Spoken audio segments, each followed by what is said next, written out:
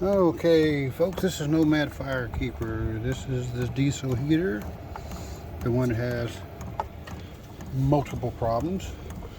I fought this one all day and part of yesterday, and I finally won the battle. Put the filter above the pump and turn the pump upside down. Mine, that pump and that plug is on the top. This one's different. See, it dribbles of diesel fuel. You can see it pretty good. Kind of hard to see it. There we go. Kind of blurred. I'm trying to make it where it's not blurred. Gotta get blurred to get close. Anyway, so we got it all hooked up. This took me a long time. Fighting the wires, new plugs, new fuel line, the whole 9 yards. And finally, after putting the fuel filter on the top and the fuel pump upside down, it's working. It's been running about 20 minutes now, and I don't know if you can hear that or not. Hear air blowing. Hear the pump thump, thump, thump. You can take some reflective or foam or something like that and build you a little box around it. It doesn't get really hot, and make you silence it a little bit if you need to. So anyway, the fight was on, man, all day, man. And there's the other one in the box over there. So this one may even work, but we're donating that to another fella and let him tweak on it and see if he can get that booger to going. Anyway, some of these, the pump is where you plug it in at is actually on the top. This one works with it plugged to the bottom, and mine's a reverse of this. That's what the fight was all about. Anyway, got that all done. It comes with a fusible link. Got all that done. Hooks it in. Get my finger up here. There we go. Positive. These are all negatives, and these are negatives up here, and these are all positives. And if one of these little red doohickers turns red, that means you got a fuse popped. Pretty. Where's that thumb? Pretty cool. So all day yesterday and part of the day before, we put in this 2500 watt pure sine inverter. We got this at Santan Solar, and we got this Ipiver, whatever, Ipiver. If you say it with a higher lip, you can get it. MPT controller. So we got that, and we got some wiring that we created, and we put our own lugs and stuff on here. We didn't have a black one, so we used a yellow one. You know how it goes sometimes. So there's the solar wires going up. I'll show you that in a second. So we got two batteries, AGM batteries, motorboat AGM deep cycle battery. So it's running this heater, and you can't even, it's not hardly even doing anything with the voltage at all. So yeah, so we got this all hooked up and got it unhooked up under there. So we got, this guy dumped off about 5 batteries, I think 5 or 6, and I grabbed 2 of them one at a time, because these suckers are heavy, probably about 70-80 pounds, whatever. Yeah, so anyway, it's evening time. Let me see, it should change back here in a second. 25 degrees Celsius. What was 13 something a while ago? Come on now. 7 amps? It's using 7 amps on that heater. Cool. 0.1 kilowatt. 117 volts coming in on the solar to the battery. And I don't know what 2N is. That's some kind of a code. We got to figure that out. And 34 volts is what we're looking at, which is pretty good. So there we go. Got this lady all fixed up. Let me walk over here so we can get out of the way, box. I hate boxes. I kick them whenever chance I get. So anyway, this is where we got them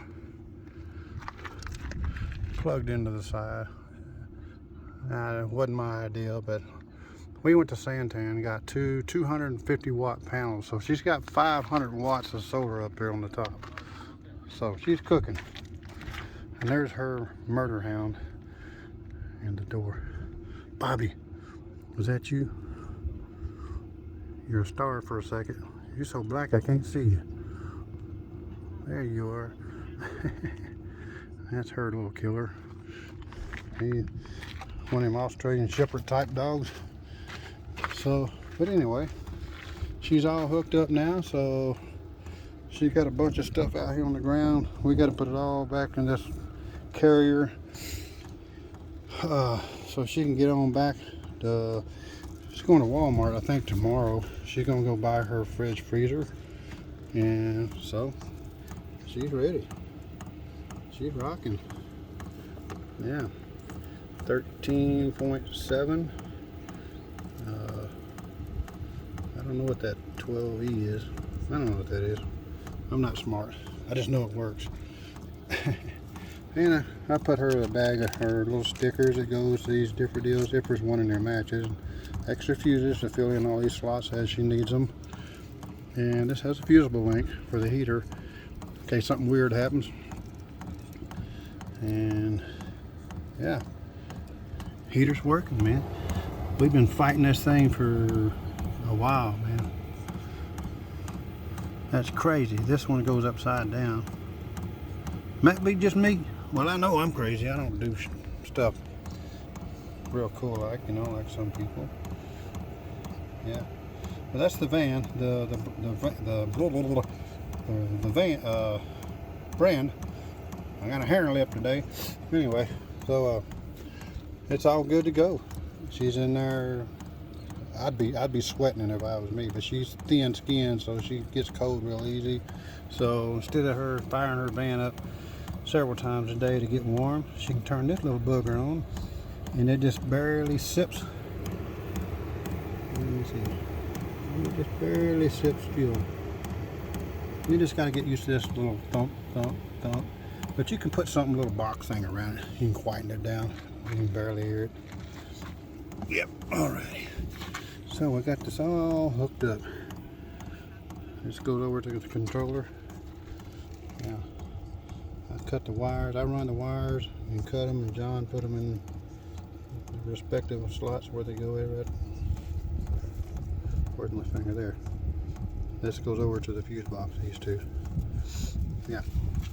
Anyway, it's the Nomad Firekeeper, and y'all hit that button to subscribe. I might find something that could be a benefit to you guys. I'm not sure, but letting you know that this pump, putting it upside down, solved the riddle, and putting the filter up above.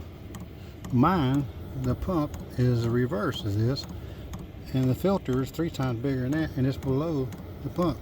Crazy. Okay, but anyway, so if y'all run into that problem, try turning that booger upside down.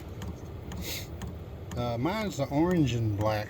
This one's a white and black. So maybe there has to be a difference. Not real sure, but anyway, so we ran the cool pipes. You know, let me get around here. Here's a little muffler. I don't know if you can hear it or not. I guess you can hear it, I don't know. It's real quiet. So, yep. So, I don't recommend these tanks that they send you. They're junk. And if you over tighten this in the least bit, you're going to have a leak. Guarantee you. How do I know that? I learned the hard way.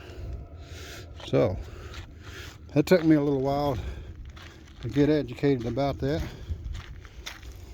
So I made the necessary changes to mine.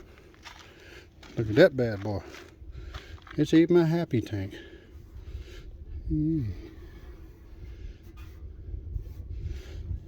Look at there. That's a 2 gallon or 1.7 gallon tank. And it's got this little fuel line right here. My fuel level's right there. Yeah. If you can see it. There it is. Anyway, I'm using my phone. I don't have one of them fancy YouTube cameras. But I changed all the fuel lines out on mine. I'll make another video on that later. Anyway, so we got all her stuff piled up out here in her water and everything. But yeah, I highly recommend you get rid of these plastic tanks. They're a pain in the butt. They have a history of leaking. Right there, it's got a little O-ring on the inside of the tank that when you fish it through, and there's one on this side. So when you tighten this down, just snug it. Don't get it tight like you're putting something together, because you will strip it and then it will not hold fuel. Guarantee you. Okay, well, that's it for today. And I'll be making some, I haven't made a video in a little bit, nothing worthwhile, but for educational purposes on these Deasel heaters. Like I say, mine with this electrical part here is on the top. This one, you turn it upside down. So that, I don't know. Mine does a little bit different. Works just fine. Always has since I put it in. This one here is a little bit different. So anyway, that's that lesson for today. And remember, as a Nomad Firekeeper, y'all subscribe, hit that button, and share this craziness, man. So we let these other nomads out here and other novices that want to know about these Deasel heaters, how these things work, or may not work. I'll catch y'all later.